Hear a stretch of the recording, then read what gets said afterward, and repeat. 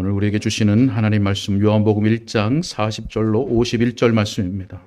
제가 봉독하겠습니다. 요한의 말을 듣고 예수를 따르는 두 사람 중에 하나는 시몬 베드로의 형제 안드레라. 그가 먼저 자기의 형제 시몬을 찾아 말하되 우리가 메시아를 만났다 하고, 메시아는 번역하면 그리스도라. 데리고 예수께로 오니 예수께서 보시고 이르시되 내가 요한의 아들 시몬이니 장차 게바라 하리라 하시니라. 게바는 번역하면 베드로라. 이튿날 예수께서 갈릴리로 나가려 하시다가 빌립을 만나 이르시되 나를 따르라 하시니, 빌립은 안드레와 베드로와 한 동네 베세다 사람이라. 빌립이 나다나엘을 찾아 이르되 모세가 율법에 기록하였고 여러 선지자가 기록한 그 일을 우리가 만났으니 요셉의 아들 나사렛 예수니라. 나다나엘이 이르되 나사렛에서 무슨 선한 것이 날 수 있느냐? 빌립이 이르되 와서 보라 하니라. 예수께서 나다나엘이 자기에게 오시는 것을 보시고 그를 가리켜 이르시되 보라, 이는 참으로 이스라엘 사람이라. 그 속에 간사한 것이 없도다. 나다나엘이 이르되 어떻게 나를 아시나이까? 예수께서 대답하여 이르시되 빌립이 너를 부르기 전에 내가 무화과 나무 아래에 있을 때에 보았노라. 나다나엘이 대답하되 랍비여, 당신은 하나님의 아들이시요 당신은 이스라엘의 임금이로소이다. 예수께서 대답하여 이르시되 내가 너를 무화과 나무 아래에서 보았다 함으로 믿느냐? 이보다 더 큰 일을 보리라. 또 이르시되 진실로 진실로 너에게 이르노니 하늘이 열리고 하나님의 사자들이 인자 위에 오르락내리락 하는 것을 보리라 하시니라. 아멘.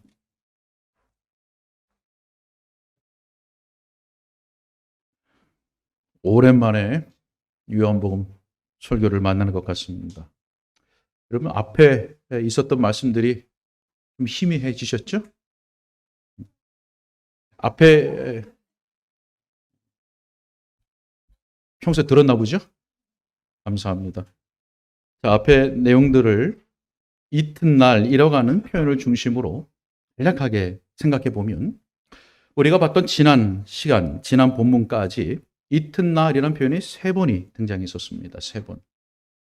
자, 예루살렘에서 온 제사장들과 레인들이 세례 요한에게 누구냐 라고 물었던 날이 첫째 날이었습니다. 그리고 그 이튿날에는 세례 요한이 예수님을 향하여서 보라, 세상 죄를 지고 가는 하나님의 어린 양이로다 라고 증언 했던 그날입니다. 또 그리고 그 이튿날은 35절부터 42절까지의 말씀인데, 세례 요한의 두 제자가 요한이 말하는 하나님의 어린 양이로다 라는 말을 듣고 이제는 스승인 요한을 떠나 예수님을 따라갔던, 그리고 예수님과 함께 머물렀던 바로 그날이 셋째 날입니다. 좀 기억이 나십니까? 자, 우리가 앞선 시간에 39절까지의 말씀을 살펴봤기 때문에 오늘은 40절부터 1장의 마지막 절인 51절까지의 말씀을 살펴보도록 하겠습니다. 여러분, 오늘날 기독교는 전 세계에 퍼져 있습니다. 수많은 교회들이 있고 수많은 성도들이 있습니다. 우리 교단만 하더라도 교단 홈페이지를 들어가 보니까 약 1만 1천여 개의 교회가 있고 약 220만 정도의 교인들이 있다라고 기록되어 있습니다. 언제 이렇게 갱신된 내용인지는 모르겠지만 여튼 그렇습니다. 여러분, 지금의 이러한 기독교가, 우리가 보고 있는 이 기독교가 처음에는 어떻게 출발하게 되었을까요? 처음에는 어떤 모습으로 출발을 하게 되었을까요? 기독교가 처음 출발할 때에는 불과 두 사람으로 시작했습니다. 두 사람. 세례 요한이 자기의 제자 두 사람에게 예수 그리스도를 증언했을 때 그들이 예수님의 말씀을 듣고 이제는 예수님을 따르는 최초의 제자가 되었습니다. 그들이 오늘 본문 40절에 나타나는 대로 한 사람은 안드레였습니다. 그리고 그 이름이 기록되어 있지 않은 또 한 사람이 있는데 학자들은 공통적으로 이 복음서를 기록한 사도 요한이라고 말을 합니다. 자, 여러분, 이렇게 기독교는 그리스도를 만난 두 사람으로 시작을 했습니다. 그리고 그 두 사람을 통해서 복음은 다른 사람에게 전파되고 또 다른 사람에게 전파되어서 오늘에까지 이르게 된 것입니다. 자, 오늘 본문에는 그리스도를 만난 네 사람이 등장합니다. 안드레와 베드로, 그리고 빌립과 나다나엘입니다.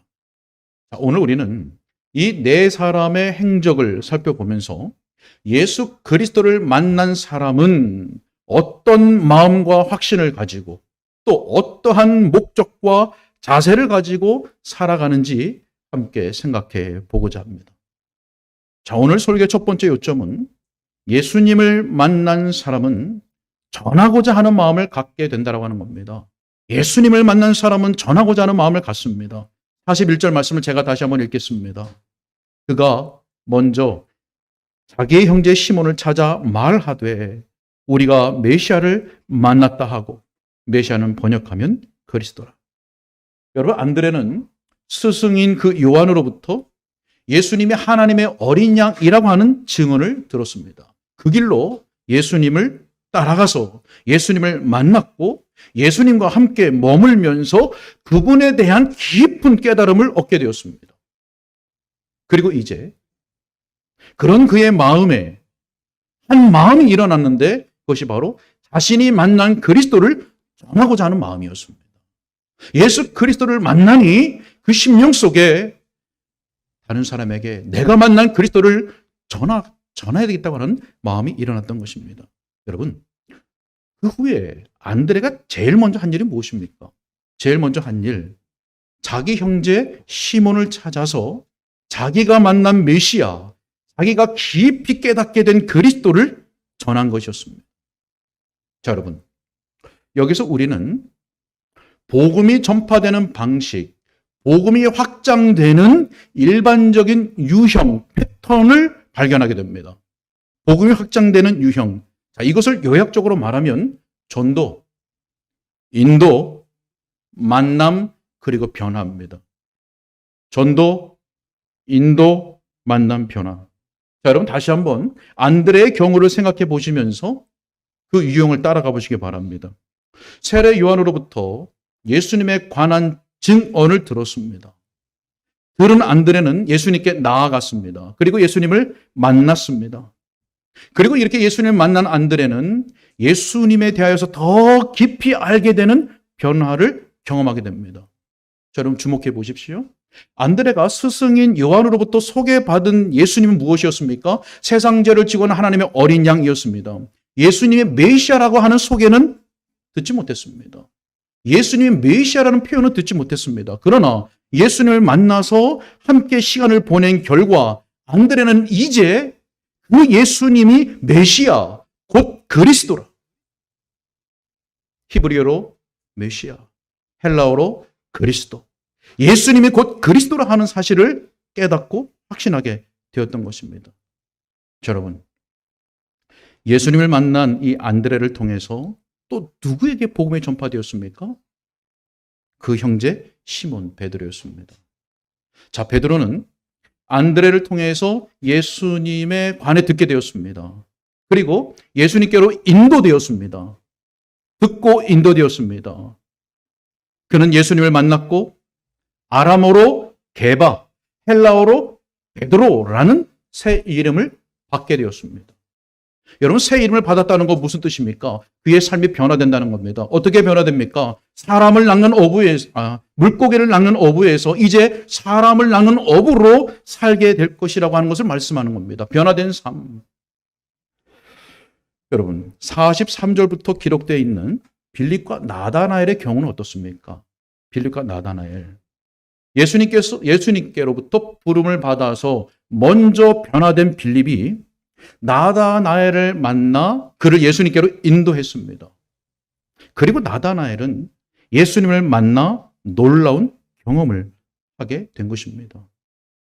전도, 만남, 인도, 만남, 변화. 자, 그런데 한 사람만 더 볼까요? 요한복음 4장에는 수가성 여인이라고 우리가 잘 알고 있는 사마리아 여자가 등장합니다. 여기서도 동일한 원리가 발견됩니다. 예수님을 만나 변화된 그 사마리아 여인이 자기 동네로 들어가서 사람들에게 그리스도를 전했습니다. 그녀의 전도를 받은 사마리아인들은 예수님께 나와서 예수님을 만났고 그들 역시 놀라운 변화를 경험하게 됩니다.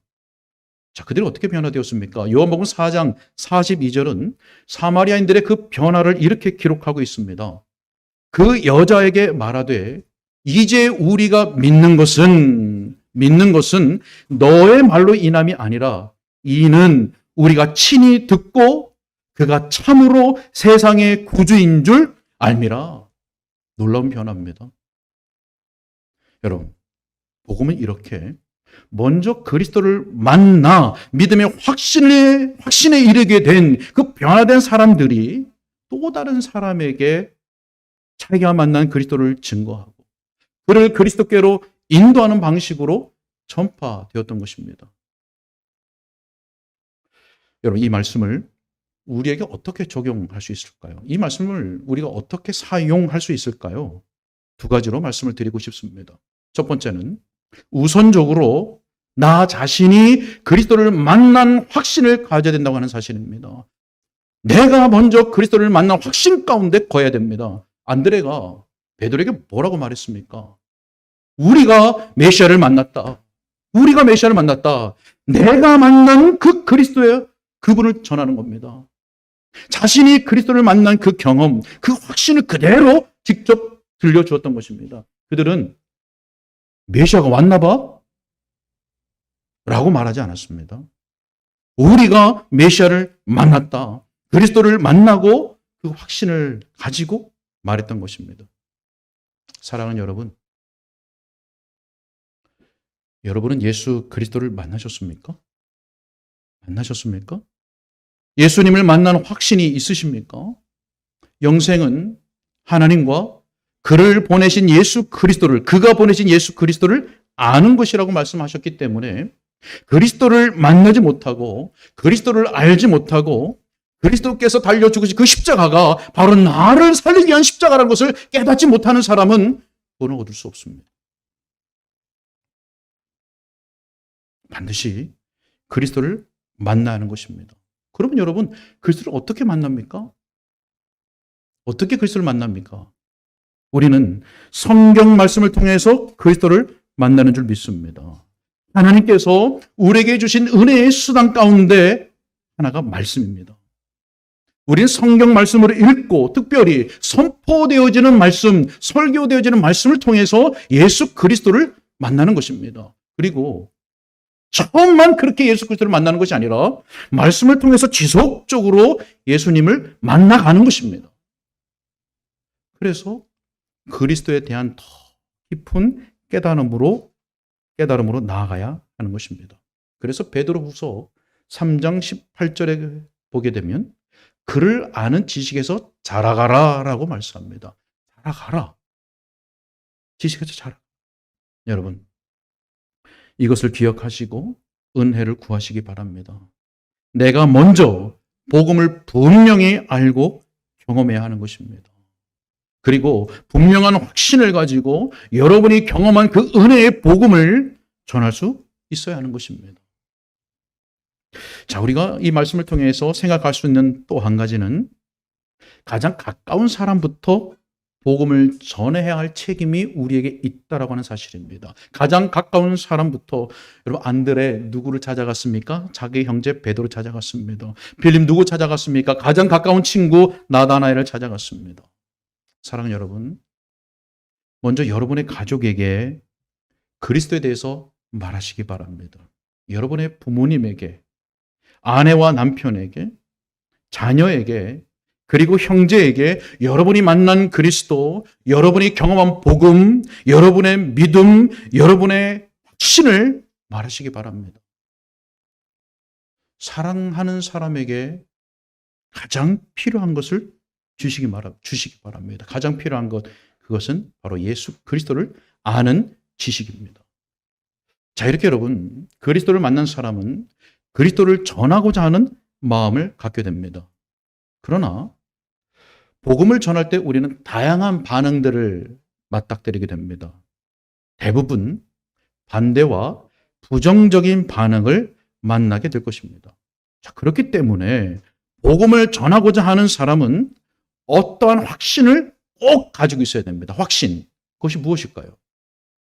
자, 오늘 설교 두 번째 요점은 예수 그리스도께서 전도의 열매에 대한 보장이 되신다는 확신입니다.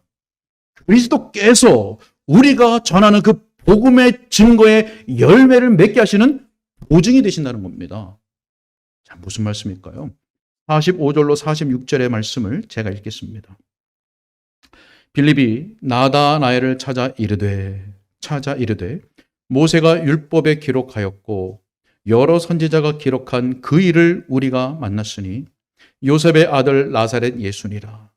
나다나엘이 이르되 나사렛에서 무슨 선한 것이 날 수 있느냐? 빌립이 이르되 와서 보라 하니라. 자, 여러분, 빌립이 나다나엘을 찾았습니다. 그리고 우리가 그분을 만났다라고 말했습니다. 여러분, 이때 나다나엘의 반응이 무엇이었습니까? 뭔 소리요? 나사렛에서 뭐 좋은 것이 나올 수 있겠는가? 라고 하는 부정적이고 회의적인 말이었습니다. 여러분은 어떤 대답들을 들어보셨습니까? 대부분이 부정적이고 회의적인 대답들 아니었습니까? 자, 나다나엘의 이 말은 어떻게 보면 합리적인 대답일 수 있습니다. 지금 우리가 볼 때는 뭐 이렇게 말을 하나 싶지만 당시의 배경 속에서는 충분히 이렇게 대답할 수 있었습니다. 왜 그런가 하면 선지자들은 메시아가 베들레헴에서 태어날 것이라고 예언했기 때문입니다. 자, 더군다나 마태복음 4장 15절에 보게 되면 이방의 갈릴리라고 하는 표현이 나옵니다. 무슨 말이냐면 이방인이 사는 갈릴리라고 하는 뜻입니다. 여러분, 나사렛은 갈릴리에 속한 작은 동네입니다. 자, 왜 이런 표현이 등장하냐 하면 이 갈릴리 지역의 주변에는 이방 나라들이 가까이 살고 있었습니다. 그러다 보니까 갈릴리에는 이방 사람들이 많이 들어와서 살고 있었습니다. 이런 이유들 때문에 유대인들은 갈릴리 지역을 무시했고 그 갈릴리의 작은 동네인 나사렛을 경멸했던 것입니다. 그러니 나사렛 예수를 메시아로 받아들일 수는 없었던 것입니다. 자, 그러나 나다나엘이 알지 못했던 것이 있습니다. 뭘 몰랐습니까? 무엇에 대해서 무지했습니까? 예수님은 예언대로 베들레헴에서 태어나셨습니다. 그런데 헤롯의 박해를 피해서 애굽으로 피신하셨다가 다시 돌아와 정착하여 성장하신 곳이 나사렛입니다. 여러분, 아직 예수님을 영접하지 않은 사람들은 이 나다나엘처럼 온갖 선입견을 가지고 있을 수 있습니다. 온갖 선입견들을. 기독교 신앙에 대한 편견이 그들의 눈과 귀를 가리고 있을 수 있습니다. 그들에게는 많은 변명들이 있을 수가 있고 개인의 인생 경험들, 그리고 가치관들이 그들을 잡아내고 있는 올무가 될 수 있습니다. 무엇보다 죄인의 영혼은 허물과 죄로 죽어있기 때문에 그들의 귀에 들려지는 그 복음에 긍정적으로 반응할 능력이 없는 것입니다. 허물과 죄로 죽어있기 때문에. 그래서 복음을 전하려고 하는 사람은 부정적인 반응을 예상해야 되는 겁니다. 예상. 자, 여러분, 그렇다면 이런 부정적이고 회의적인 반응에 부딪혔을 때 우리는 어떻게 해야 될까요? 아유, 안 되겠네. 전도를 멈춰야 하는 것일까요? 자, 오늘 보면은 그렇지 않다라고 우리들에게 가르쳐주고 있습니다. 자, 왜 그렇습니까? 두 가지로 말씀을 드리려고 합니다. 자, 부정적인 반응에도 복음 전도를 멈추지 않을 수 있는 첫 번째 근거는 예수님께서 자기 백성을 다 찾으신다는 것입니다. 왜 우리가 부정적인 반응에도 복음 전도를 멈추지 않을 수 있습니까? 그 증거는 예수님께서 자기 백성을 다 찾으시기 때문입니다. 자, 43절 말씀 보시기 바랍니다. 43절 말씀에 이튿날 예수께서 갈릴리로 나가려 하시다가 빌립을 만나 이르시되 나를 따르라 하시니. 자, 예수님이 베다니에 계셨습니다. 이제 갈릴리로 이동을 하시려고 합니다. 자, 여러분, 여기에서 우리는 두 가지 표현을 주목해야 됩니다. 첫 번째 표현은 나가려 하시다라는 표현입니다. 나가려 하시다가, 여러분, 이 말은 예수님께서 자기 백성을 얼마나 치밀하게 찾으시는지를 우리에게 보여주는 말씀입니다. 자기의 백성을 치밀하게 찾으시는 예수 그리스도. 여러분, 우리 주님은 당신의 백성이 어디 있든지 나가려 하시다가도 아버지께서 주신 자들 하나도 잃어버리지 아니하시고 치밀하게 다 찾으시는 분이십니다. 자, 우리가 두 번째로 주목해야 될 표현, 그것은 만나라는 표현입니다. 만나. 자, 여러분, 이 만나라고 하는 말은 우연히 만났다는 뜻이 결코 아닙니다. 지나가다가 우연히 만났네, 그것이 아닙니다. 자, 여기에 사용된 헬라어 단어를 보게 되면 발견하다라는 뜻을 가지고 있는 단어입니다. 발견하다. 무슨 말씀입니까? 예수님은 빌립을 찾으신 것입니다. 의도적으로 일부러 빌립을 찾으셨고 그를 발견하시자 나를 따르라 부르신 것입니다. 자, 45절 말씀에 보면 빌립이 나다나엘에게 이렇게 말했습니다. 우리가 만났다. 자, 여기에도 앞서 말씀드린 동일한 헬라어 단어가 쓰였습니다. 만났다, 발견했다, 발견했다. 자, 여러분, 그러나 정확하게 말하면 그들이 그리스도를 찾아 만난 것이 아닙니다. 그들이 예수님을 찾다가 발견한 것이 아닙니다. 그리스도께서 먼저 그들을 찾아 발견하고 만나 주신 사실 우리가 꼭 기억해야 됩니다. 그들이 먼저 예수님을 찾아 만난 것이 아니라 예수님께서 먼저 그들을 찾아 만나셨던 것입니다. 여러분, 예수님께서 이 땅에 오신 목적이 뭡니까? 여러분, 예수님께서 이 땅에 오신 목적이 뭡니까? 누가복음 19장 10절 말씀에 보게 되면 이렇게 말씀합니다. 인자가 온 곳은 잃어버린 자를 찾아 구원하려 함이니라. 우리 주님은 잃어버린 한 마리 양을 찾아 헤매시는 선한 목자로 이 땅에 오신 것입니다. 그러한 주님께서 바로 저와 여러분들을 찾으시고 발견하여 부르신 것입니다. 웬 은혜요? 웬 사랑입니까? 사랑하는 여러분, 꼭 기억하십시오. 결코 우리가 먼저 예수님을 찾아 발견한 것이 아닙니다. 그리스도께서 먼저 우리를 찾으시고 발견하신 것입니다. 우리 주님은 자기 백성을 하나도 잃어버리지 않으시고 다 찾으십니다. 그렇기 때문에 우리가 복음 전도를 하다가 부정적인 반응을 맞닥뜨린다 할지라도 그것은 우리로 하여금 복음 전도를 멈춰야 할 이유가 되는 것이 아닙니다. 그것은 오히려 주님께서 반드시 자기 백성을 찾아내시기 때문에 우리의 전도는 반드시 열매를 맺게 된다라고 하는 보증이 되는 것입니다. 자, 그렇다면 부정적인 반응에도 우리가 복음 전도를 멈추지 않을 수 있는 두 번째 근거, 그것은 예수님께서 모든 것을 다 아신다는 겁니다. 우리가 전지전능하시다라고 할 때 그 전지가 바로 다 아신다라는 말이지 않습니까? 예수님은 다 아십니다. 뭘 다 아십니까? 자, 여러분, 앞서서 42절을 보게 되면 안드레가 베드로를 예수님께 데리고 왔을 때 예수님께서는 그에게 요한의 아들 시몬이니 라고 말씀했습니다.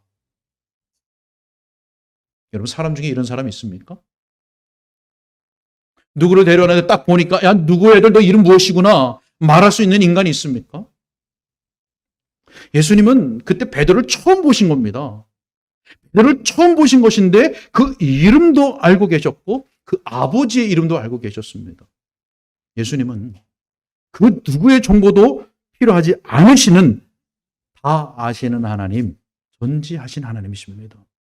그렇다면 나다나엘의 경우는 어땠습니까?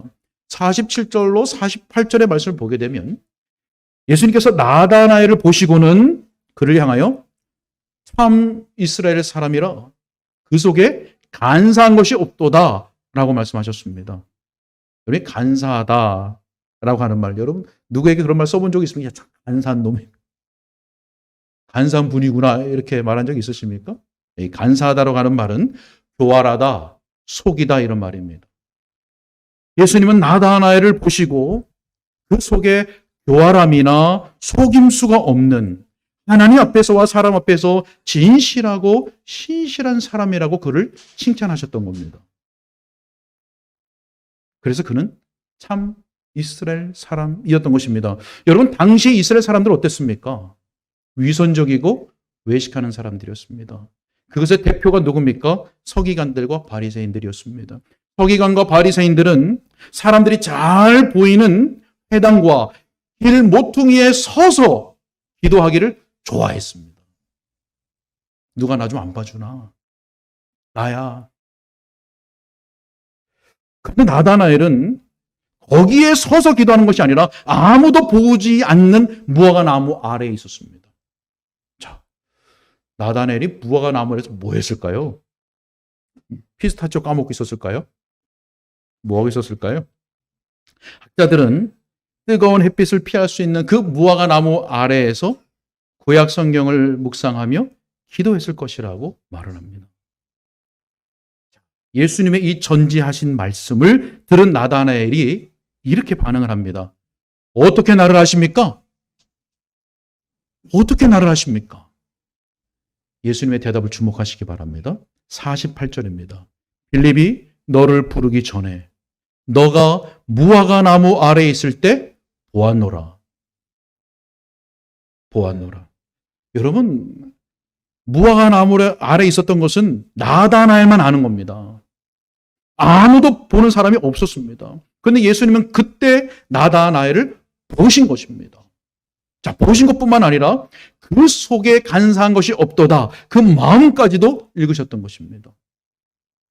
무엇을 드러내주는 말씀입니까? 예수 그리스도의 신성, 예수 그리스도의 하나님 되심, 예수 그리스도의 전지하심을 드러내주는 말씀입니다. 여러분, 두 가지를 기억하시기 바랍니다. 우리 주님은 우리 각 사람을 다 보시고 다 아십니다. 여러분을 다 보시고 다 아십니다. 우리의 마음의 동기까지도 다 보시고 우리의 삶의 문제와 모든 형편을 다 보며 다 아십니다. 주님이 여러분들 아시고 여러분들의 이름을 기억하십니다.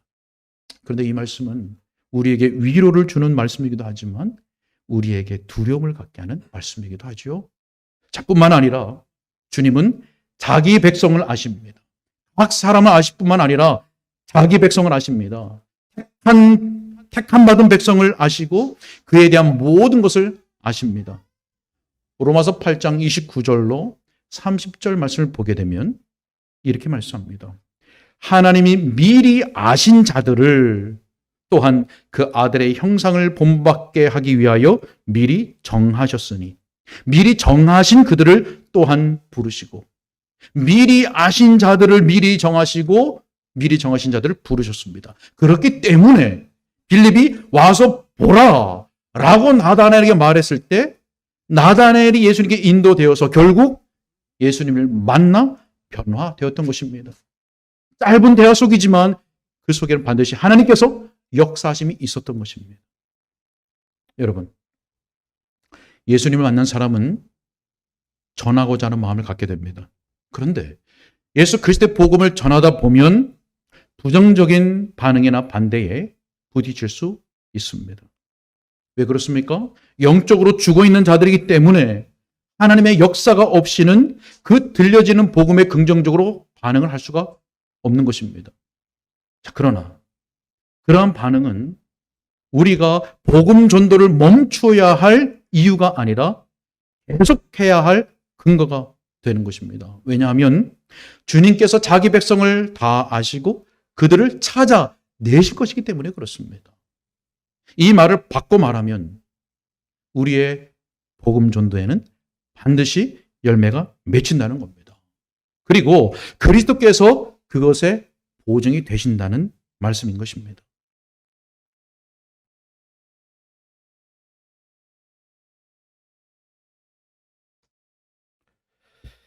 자, 말씀을 드려야 되겠습니다. 여러분, 그러면 우리가 부정적인 그런 반대에 부딪혔을 때 어떻게 해야 됩니까? 자, 확신에 대해서 말씀을 드렸는데 빌립에게 지혜를 배우시기 바랍니다. 빌립은 논쟁하지 않았습니다. 논쟁하지 않았습니다. 그리고 이렇게 말을 했습니다. 와서 보라. 여러분, 이것이 지혜로운 것입니다. 그리스도에 관한, 자기가 가지고 있는 그리스도에 관한 그 지식의 조금을 가지고 다 설명하려고 하지 않았습니다. 여러분, 우리가 다 설명할 필요가 없습니다. 논쟁할 필요가 없습니다. 잘 들으십시오. 신앙에 대한 논쟁으로는 그리스도를 믿게 할 수 없다는 것을 우리 꼭 기억해야 됩니다. 특히 비인격적인 복음 전도, 무례한 복음 전도는 도리어 하나님을 욕되게 합니다. 빨리 자리를 피하고 싶어하는 그 낯선 사람을 붙잡고 무작정 장황하게 말을 늘어놓는다거나 무례하게 상대방의 사생활을 침해한다거나 자기 얼굴에 철판을 깐 듯한 그런 태도를 가지고 복음을 전해서는 안 됩니다. 여러분이 잘 알고 있는 제임스 패커라고 하는 목사님이 이렇게 말했습니다. 그리스도를 믿는다고 자처하는 사람들이 불쾌한 행동을 일삼는 경우에는 그리스도께 대한 반감과 편견을 부추길 뿐이다. 여러분, 복음 전도해야 됩니다. 근데 그때 우리는 거부하고 반대하는 반응을 만날 수 있습니다. 그때 어느 때든지 복음을 전하는 사람은 상대방을 존중하는 자세로 온유하고 지혜롭게 복음을 전해야 하는 겁니다. 사랑하는 여러분, 우리 주님께서는 아버지가 이제까지 일하시니 나도 일한다라고 말씀하셨습니다. 아버지께서 일하시니 나도 일한다. 오늘날도 하나님의 아버지는 구원 역사를 이루어 가시고 예수 그리스도도 그의 말씀과 성령을 통해서 구원 역사를 이루어 가시는 겁니다. 그리스도께서 우리의 복음 전도가 확실히 열매 맺는다고 하는 보장이 되신다 라고 하는 이 사실을 여러분들이 믿고 의지하는 가운데 충성된 증인의 삶을 지속적으로 살아갈 수 있기를 축복합니다. 자, 설교의 세 번째 요점은 그리스도를 만난 사람은 복음 전도에 대한 긴박한 마음을 갖게 된다고 하는 사실입니다. 복음 전도에 대한 긴박한 마음. 자, 50절의 말씀 우리 다 함께 읽겠습니다. 50절입니다. 시작. 내가 너를 무화과 나무 아래에서 보았다 하므로 믿느냐? 이보다 더 큰 일을 보리라. 아멘. 자, 나다나엘의 고백을 들으신 예수님은 하나님의 아들이시요 이스라엘의 왕이십니다. 라고 하는 이 고백을 들은 예수님께서 이렇게 말씀하셨죠. 이보다 더 큰 일을 보리라. 자, 이보다라고 했습니다. 앞에 것이겠죠. 그것이 무엇입니까? 나다나엘이 본 그 예수님의 전지하심을 가리키는 겁니다. 야, 너가 나의 전지한 것을 보았느냐? 내가 다 아는 것을 보았느냐? 그래서 나를 믿느냐? 이보다 더 큰 일을 보리라. 자, 51절에서 그 더 큰 일이 무엇인지 예수님께서 직접 설명해 주십니다. 51절의 말씀도 함께 읽겠습니다. 시작. 또 이르시되 진실로 진실로 너에게 이르노니 하늘이 열리고 하나님의 사자들이 인자 위에 오르락 내리락 하는 것을 보리라 하시니라. 아멘. 자, 예수님께서 먼저 진실로 진실로라고 말씀하셨죠. 자, 여기서 진실로라는 말은 뭘까요? 아멘이죠. 네, 잘 아시듯이 아멘입니다. 자, 두 번 하셨으니까 뭡니까? 아멘, 아멘이죠. 아멘, 아멘. 자, 왜 두 번 말씀하셨을까요? 왜 두 번? 강조하시는 겁니다. 내가 하는 말을 집중해서 잘 듣고 잘 수납하여라. 잘 받아들여라. 강조하는 표현으로 두 번 하신 것입니다. 자, 예수님은 그 더 큰 일이 무엇인지 두 가지로 말씀하셨습니다. 하나는 하늘이 열리고라고 말씀하셨습니다. 하늘이 열리고 또 하나는 하나님의 사자들이 인자 위에 오르락 내리락 하는 것을 보리라. 인자 위에 하늘이 열리고 인자 위에. 자, 여러분, 예수님의 이 말씀은 창세기 28장 12절의 말씀을 기억하게 하는 말씀이었습니다. 창세기 28장 12절의 말씀을 보게 되면 꿈에 본즉 사다리가 땅 위에 서 있는데 그 꼭대기가 하늘에 닿았고 또 본즉 하나님의 사자들이 그 위에서 오르락 내리락 하고 라고 말씀하고 있습니다. 누구 얘기입니까? 야곱이 형 에서를 떠나서 하란으로 가던 그 길에서 베델이라고 하는 곳에 돌베개를 베고 자다가 꿈에서 사닥다리 환상을 보게 됩니다. 보니 사닥다리가 땅과 하늘을 연결하고 있었습니다. 그리고 하나님의 사자들이 그 사닥다리를 오르락 내리락 하고 있었습니다. 자, 그런데 오늘 본문에서 보면 예수님은 하나님의 사자들이 인자 위에 오르락 내리락 하는 것을 보리라고 말씀하십니다. 인자 위에. 자, 무엇이 다릅니까? 창세기 28장의 말씀과 지금 예수님 말씀 무엇이 다릅니까? 예수님의 말씀에는 사닥다리가 없습니다. 무슨 말입니까? 땅과 하늘을 연결하는 그 야곱이 보았던 사닥다리는 바로 예수 그리스도를 가리키는 모형, 그림자였다고 하는 겁니다. 그러면 땅과 하늘을 연결하는 그 사닥다리는 예수님이 어떤 분이라는 것을 가리키고 있는 겁니까? 예수님이 어떤 분이라는 것을 드러내는 겁니까? 바로 유일한 중보자가 되시는 예수 그리스도를 의미하는 것입니다. 하나님과 화목하게 되는 유일한 길인 예수 그리스도를 우리들에게 나타내 보여주고 있는 말씀입니다. 자, 그런데 이 사닥다리뿐만 아니라 야곱이 본 것과 예수님의 말씀 가운데 다른 것이 또 한 가지가 있습니다. 무엇입니까? 예수님의 말씀에는 하늘이 열렸다고 말씀했습니다. 창세기 그 말씀이 없습니다. 근데 요한복음 예수님 말씀에는 하늘이 열리고 하늘이 열려 있습니다. 여러분, 하늘이 왜 열려 있겠습니까? 하늘이 왜 열려 있습니까? 하늘이 열린 것은 신자들, 믿는 자들이 그 안으로 들어가도록 하기 위해서 열려 있는 겁니다. 신자들이 들어가게 하시기 위해서 하늘문이 열린 겁니다. 무슨 말씀입니까? 예수 그리스도를 믿는 자들이 중보자 예수 그리스도로 말미암아 하늘 성소로 들어가는 것을 의미하는 것입니다. 히브리서 10장 19절에 이렇게 말씀합니다. 우리가 예수의 피를 힘입어 성소에 들어갈 담력을 얻었느니, 어디 성소입니까? 하늘 성소로 들어가는 겁니다. 성경을 잘 보시면 예수님께서 보리라라고 하는 이 약속이 단수로 되어 있지 않습니다. 너희에게 라고 말씀합니다. 너희에게 누구를 가리키는 겁니까? 1차적으로는 나다나엘 뿐만 아니라 함께 있던 자들이겠죠. 궁극적인 건 누굽니까? 모든 믿는 자들, 오늘 우리들까지 포함하는 겁니다. 나다나엘만이 아니라 모든 믿는 자들에게 약속하신 것입니다. 그래서 우리는 지금 보고 있습니다. 하늘문이 열려 있는 것을 우리는 보고 있습니다. 죄인들이 예수 그리스도로 말미암아 유일한 구원자 되시는 예수 그리스도를 통하여서 구원을 얻고 열려 있는 하늘로 들어가는 것을 보고 있는 것입니다.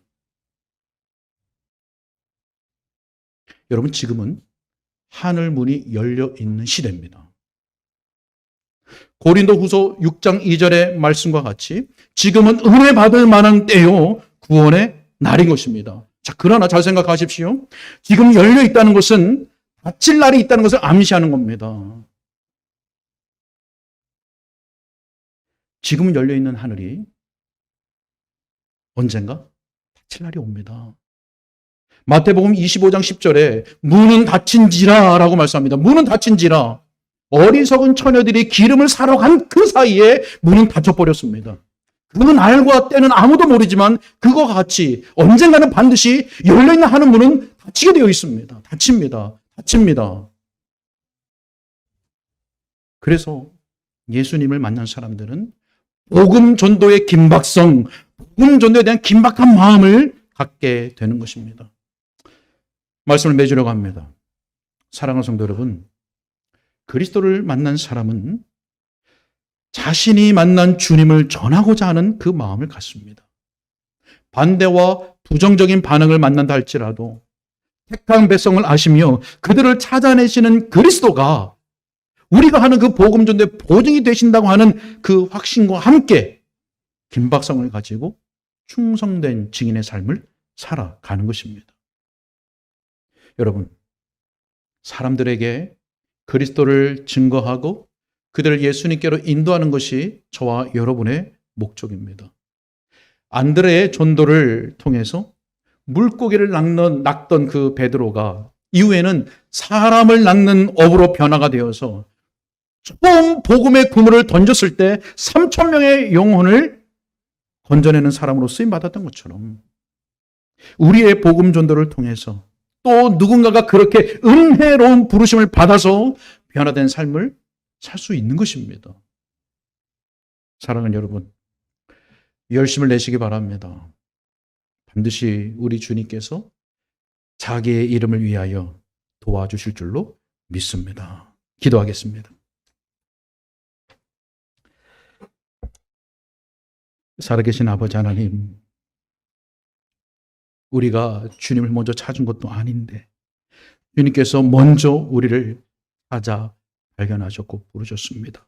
우리가 주를 먼저 사랑한 것이 아닌데 주님께서 우리가 아직 죄인 되었을 때 우리를 만나주시고 우리에게 사랑을 베풀어 주셨습니다. 하나님 감사합니다. 주님을 만난 사람들은 내가 만난 그 주님, 은혜의 복음을 전하고자 하는 마음이 일어납니다. 하나님 우리에게도 주님과 더 깊은 만남 허락하여 주시고, 그래서 우리 10년 가운데 내가 만난 주님, 내가 경험한 그 은혜 복음을 증거하고자 하는 마음이 불같이 일어나시도록 도와주옵소서. 하나님은 택한 백성들을 아시고 그들을 찾아내십니다. 나는 누가 선택받은 백성인지 모르지만 주님께서는 아시기 때문에 우리의 복음이 반드시 효과 있게 하실 줄로 믿습니다. 이 확신을 가지고 안드레의 복음 전도를 통해서 베드로가 사람을 낚는 어부가 되어 처음 복음의 그물을 던졌을 때 3,000명이 죽게 돌아온 역사가 있었던 것처럼 우리의 복음 전도를 통하여서 하나님 앞에 놀랍게 쓰임받는 주의 백성들, 주의 사람들이 일어날 수 있도록 주님 우리를 사용하여 주옵소서. 주님께 의탁하고 우리 주 예수 그리스도 이름으로 기도하옵나이다. 아멘.